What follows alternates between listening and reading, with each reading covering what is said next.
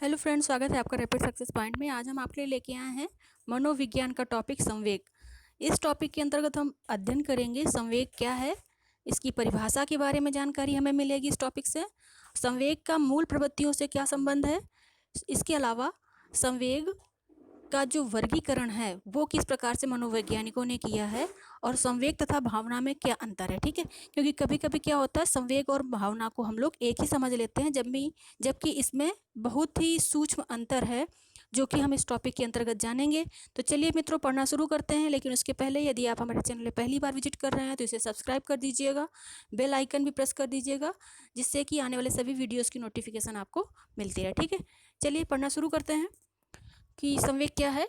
तो मनोवैज्ञानिकों ने मानव व्यवहार को मूलतः 3 वर्गों में या 3 पक्षों में विभाजित किया है। ठीक है, मानव व्यवहार कितने पक्षों में विभाजित किया है? 3 पक्षों में। और वो पक्ष कौन से हैं? ज्ञानात्मक, भावात्मक और क्रियात्मक। ठीक है, मानव व्यवहार 3 पक्षों में विभाजित किया गया है, ज्ञानात्मक पक्ष, भावात्मक पक्ष और क्रियात्मक पक्ष। ठीक है, तो ज्ञानात्मक पक्ष क्या है? जब हम किसी वस्तु का ज्ञान प्राप्त करते हैं, जब हमारी इंद्रियां पहली बार किसी वस्तु या प्राणी के संपर्क में आती हैं तो वो ज्ञानात्मक पक्ष होता है। ठीक है, और भावात्मक पक्ष क्या है? उस वस्तु या प्राणी के देखने के पश्चात हमारे मन में जो भाव उत्पन्न होता है वो भावात्मक पक्ष होता है। ठीक है, और भावना किसी भी प्रकार की हो सकती है, सकारात्मक भी हो सकती है या फिर नकारात्मक भी हो सकती है। सकारात्मक मतलब कोई वस्तु या प्राणी को देख के हमारे मन में प्रसन्नता की भावना अगर आती है तो सकारात्मक पक्ष है। यदि उस प्राणी या वस्तु को देख के हमें भय उत्पन्न होता है या घृणा उत्पन्न होता है तो वो नकारात्मक पक्ष होता है। ठीक है, क्रियात्मक क्रियात्मक पक्ष में क्या है? उस प्राणी या वस्तु को जिसको हमारी इंद्रियों ने पहली बार अनुभव किया है, उसको देखने के पश्चात हमारे मन में जो भाव उत्पन्न हुआ, उस भाव के अनुरूप हमारी जो क्रियाएं होती हैं, हमारे व्यवहार में जो परिवर्तन आता है वो क्रियात्मक पक्ष कहलाता है। ठीक है, तो सामान्यतः किसी वस्तु, प्राणी अथवा क्रिया के ज्ञान से जो मनोभाव उत्पन्न होता है एवं व्यवहार में जो परिवर्तन आता है वह संवेग कहलाता है। ठीक है, तो क्या हुआ इसका मतलब? किसी वस्तु, प्राणी अथवा क्रिया के ज्ञान से जो मनोभाव उत्पन्न होता है एवं व्यवहार में जो परिवर्तन आता है वह संवेग कहलाता है। इतनी बात समझ में आ गई कि किसी वस्तु को देखने के पश्चात उसके प्रति हमारे मन में भाव उत्पन्न होगा और उस भाव के अनुरूप ही हम क्रिया करेंगे। ठीक है, वही संवेग कहलाएगा। ठीक है, संवेग, इसका अगर हम शाब्दिक अर्थ देखें तो इसका मतलब है किसी वस्तु या क्रिया के अनुपात में उसी के समान वेग उत्पन्न हो जाना। वेग मतलब व्यवहार में परिवर्तन हो जाना, क्रिया करने के लिए तत्पर हो जाना। ठीक है, चलिए देखते हैं आगे क्या बताया गया है। तो जो मनोवैज्ञानिक मैकडूगल हैं, इन्होंने स्पष्ट किया है कि समस्त मूल प्रवृत्त्यात्मक जो व्यवहार होते हैं प्राणी के, उनके पीछे कोई ना कोई प्रेरक होता है। प्राणी जो भी मूल प्रवृत्त्यात्मक व्यवहार करता है, मूल प्रवृत्त्यात्मक मतलब मनुष्य का जो मूल प्रवृत्ति है, मनुष्य वो सारी क्रियाएं करता है जो वो जन्म से लेके पैदा होता है। ठीक है, मनुष्य सकारात्मक या नकारात्मक कुछ व्यवहार, कुछ अनुभव जन्म से लेके पैदा होता है और उन मूल प्रवृत्तियों के आधार पर, ठीक है, वो क्या करता है कि उसका व्यवहार होता है, और जो वो व्यवहार होता है व्यक्ति या प्राणी का, उसके पीछे कोई ना कोई प्रेरक होता है। ठीक है, जैसे पलायन, पलायन के पीछे क्या होता है? भय। पलायन का मतलब क्या होता है? भागना। कैसे भागना? किसी ऐसी वस्तु को देख के भागना जिससे भय उत्पन्न होता है। जैसे कि कोई व्यक्ति जंगल में जा रहा है और रास्ते में उसे शेर दिख जाए या अजगर दिख जाए तो क्या होगा? उसके मन में भय का भाव उत्पन्न होगा, और भय का भाव उत्पन्न होने से वो क्या करेगा? पलायन, वहाँ से भागने का प्रयास करेगा। ठीक है, जिज्ञासा के पीछे आश्चर्य। ठीक है, जैसे कोई ऐसी वस्तु या प्राणी को देखना कि जिसको देखने के पश्चात आश्चर्य की भावना उत्पन्न होती है कि अरे वाह क्या है। ठीक है, तो इस प्रकार की जो भावना है, तो उसको और अधिक जानने का जो मनुष्य प्रयास करता है कि ये क्या है, कैसे है। ठीक है, तो ये जिज्ञासा की भावना है। ठीक है, तो मैकडूगल ने 14 मूल प्रवृत्तियां बताई हैं। मैकडूगल ने कितनी मूल प्रवृत्तियां बताई हैं? 14 मूल प्रवृत्तियां बताई हैं। और वो कौन कौन सी मूल प्रवृत्तियां हैं, आइए उनके बारे में जानकारी प्राप्त करते हैं। तो पहली जो मूल प्रवृत्ति है वो है पलायन। पलायन किससे उत्पन्न होती है? इसका जो मूल भाव है वो क्या है? भय। ठीक है, दूसरा है युयुत्सा। ठीक है, युयुत्सा किससे होगा? क्रोध से।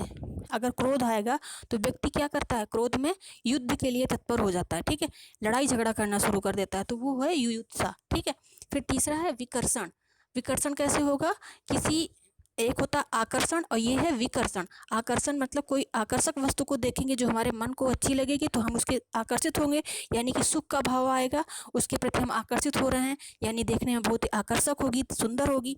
और विकर्षण का भाव कैसे उत्पन्न होगा? कोई घृणास्पद वस्तु देख लें जिससे हमें नफरत हो जाए, देख के घृणा उत्पन्न हो जाए, ठीक है, तो वो क्या कहलाएगा? विकर्षण। ठीक है। चौथा है पैतृक।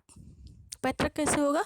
वात्सल्य। वात्सल्य की जो भावना है वो हमें पैतृक से प्राप्त होती है। पैतृक गुण है मनुष्य का कि वो जन्म से ही अपने जो सगे संबंधी हैं, जो मनुष्य हैं, प्राणी हैं, उनके प्रति उसके मन में क्या होता है? वात्सल्य का यानी ममता का भाव होता है। फिर उसके पश्चात क्या है? संवेदना। संवेदना, संवेदना मतलब समान वेदना, सामने वाले के दुख में दुखी और सुख में सुखी होना ही संवेदना कहलाता है। ठीक है। जब हम किसी अपने मित्र को दुखी देखते हैं तो हमारे मन में भी दुख का भाव उत्पन्न होता है, यदि हम उसे सुखी देखते हैं तो हमारे मन में सुख की भावना उत्पन्न होती है, तो इसको ही संवेदना कहते हैं। ठीक है। अब है भोग। भोग क्या है? किसी वस्तु का भोग, यानी कि जैसे कोई वस्तु है उसका उपभोग करने की भावना। जैसे प्राणी में यौन इच्छा होती है, तो यौन इच्छा क्या है? काम वासना क्या है? विषम लिंगी के प्रति आकर्षण की भावना। ये भी हमें मूल प्रवृत्ति के माध्यम से प्राप्त होता है, जन्मजात गुण है, सभी प्राणियों में पाया जाता है। फिर है जिज्ञासा। जिज्ञासा के लिए अभी हमने चर्चा की कि जब कोई वस्तु ऐसी होती है जिसको देख के क्यों कैसे की भावना उत्पन्न होती है हमारे मन में कि इतना आकर्षक कैसे है, इंद्रधनुष को देख के जैसे हमारे मन में भाव उत्पन्न होता है कैसे, तो ये जिज्ञासा की भावना है। फिर है दैन्य। ठीक है। दैन्य मतलब दीनता। ये कब होता है? जब व्यक्ति आत्महीन अनुभव करता है, यानी कि उसका स्वयं में बस नहीं होता और वो इतना दीनहीन हो जाता है कि उसे दूसरे के सहारे की आवश्यकता होती है, तो वो कहलाता है दैन्यता। ठीक है। फिर है आत्मगौरव।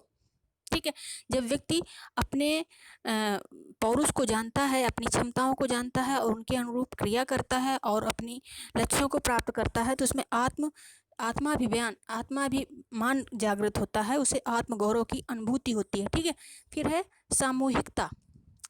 जैसा कि हम सभी जानते हैं कि मनुष्य क्या है? सामाजिक प्राणी है, और सामाजिक प्राणी होने के नाते वो समूह में रहना पसंद करता है, तो वो अकेला न पड़ जाए समाज में, इसलिए वो समूह की भावना के साथ समाज के विकास में कार्य करता है, योगदान करता है और समाज के सदस्य के रूप में अपनी जिम्मेदारियों का निर्वहन करता है। तो ये भावना क्या कहलाती है? सामूहिकता की भावना या सामूहिकता की प्रवृत्ति कहलाती है। फिर है हमारा भोजनान्वेषण। प्रत्येक मनुष्य, प्रत्येक प्राणी में क्या है? भोजन की आवश्यकता का एक मूल प्रवृत्ति पाया जाता है। प्रत्येक प्राणी बिना भोजन के नहीं रह सकता, चाहे वो पशु पक्षी हो या फिर मनुष्य हो। तो भोजनान्वेषण के लिए कौन सा जो भाव है वो जिम्मेदार है? वो है भूख। ठीक है। भूख की भावना, भोजनान्वेषण, भोजन की खोज के लिए व्यक्ति को क्या करती है? प्रेरित करती है। ठीक है। फिर है संचय, अधिकार भाव, यानी कि संचय कैसे करेंगे? संचय कैसे करना है कि जैसे भूख के लिए उसने साधन जुटा लिए, लेकिन उसे पता है कि थोड़ी देर बाद उसे फिर भूख लगेगी, तो उस भूख की संतुष्टि के लिए अपने आप को क्या करने के लिए? ये करने के लिए कि हम सुरक्षित बने रहें, हमारा भोजन सुरक्षित बना रहे, हम सुरक्षित रहें, तो वो क्या करता है? उन वस्तुओं को कलेक्शन करना शुरू कर देता है, रखना शुरू कर देता है, तो वो संचय कहलाता है। और संचय की भावना के पीछे, संचय किसकी भावना के का प्रेरक है? अधिकार की भावना का। ठीक है। यानी कि वो उन वस्तुओं पर अपना अधिकार पाना चाहता है जो चीज़ें उसकी आवश्यकता की संतुष्टि करती हैं। ठीक है। फिर है विधायकता। ठीक है। विधायकता यानी कि रचनात्मकता। ठीक। विधायकता के पीछे क्या कौन सा भाव जिम्मेदार है? रचनात्मकता।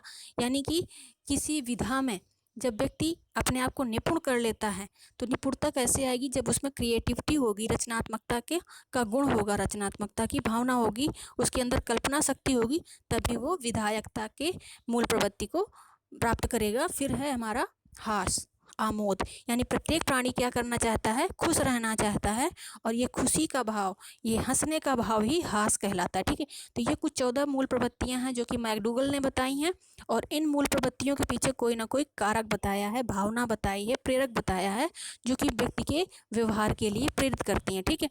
और प्रत्येक व्यक्ति के जो कार्य करने की जो शैली है, वही जब उसके व्यवहार में परिणत हो जाती है तो वो संवेग कहलाती है। ठीक है। इतनी बात समझ में आ गई। चलिए देखते हैं आगे क्या बताया गया है। संवेग से तात्पर्य आवेश में आने, उत्तेजित होने अथवा भड़क उठने की दशा है। संवेग से तात्पर्य क्या है?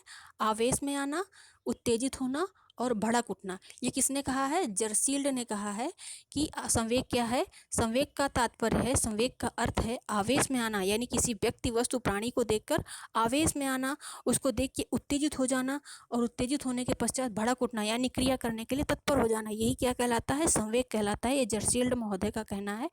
ठीक है, अब देख लेते हैं संवेग और भावना में क्या अंतर है। ठीक है, तो संवेग और भावना, जैसा कि हमने आपको स्टार्टिंग में बताया था कि लोग दोनों में कंफ्यूज हो जाते हैं और दोनों को एक ही मान लेते हैं। तो यहाँ वैलेंटाइन ने कहा, क्या बताया है कि भावना संवेग की प्रथम अवस्था है।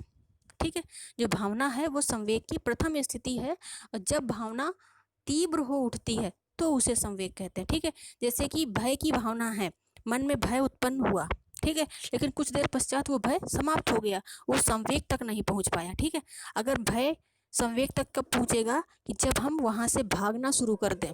ठीक है, भय के मारे चिल्लाना शुरू कर दें, कांपना शुरू कर दें, यानी कि व्यवहार में हमारे परिवर्तन हो जाए, कुछ क्रिया करना शुरू कर दे मानव का शरीर, तो वो कहलाता है संवेग। ठीक है, और जब तक कोई क्रिया नहीं हो गई, मन में भाव उत्पन्न हुआ लेकिन वो भावना ही वहीं पे समाप्त हो गई कुछ देर के पश्चात, और कोई क्रिया नहीं हुई, तो वो संवेग नहीं हुआ, वो सिर्फ भावना है। ठीक है, अब देख लेते हैं संवेगों का वर्गीकरण भी किया गया है मनोवैज्ञानिकों के द्वारा। तो पहला जो संवेग है, संवेगों का वर्गीकरण है, वो है सकारात्मक संवेग, और दूसरा है नकारात्मक संवेग। ठीक है, तो सकारात्मक संवेग वो है जो व्यक्ति की आवश्यकताओं की पूर्ति में सहयोग करते हैं। ठीक है, और उन आवश्यकताओं की पूर्ति के पश्चात उसको कैसा अनुभव होता है?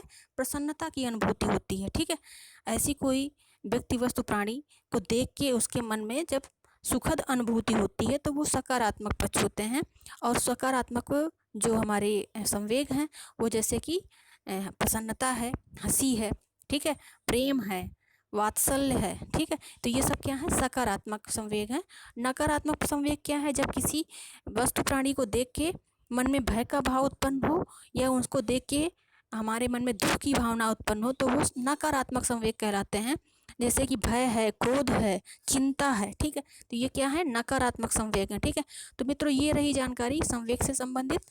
तो अच्छा लगा होगा आपको अगर ये वीडियो, तो प्लीज़ इसे शेयर कीजिएगा, लाइक कीजिएगा, और अपने मित्रों पे ज़्यादा से ज़्यादा शेयर करने की कोशिश कीजिएगा, और बेल आइकन ज़रूर प्रेस कर दीजिए, जिससे आने वाले वीडियोज़ की नोटिफिकेशन आपको मिलती रहे। ठीक है मित्रों, मिलते हैं नेक्स्ट वीडियो में, तब तक के लिए बाय, टेक केयर।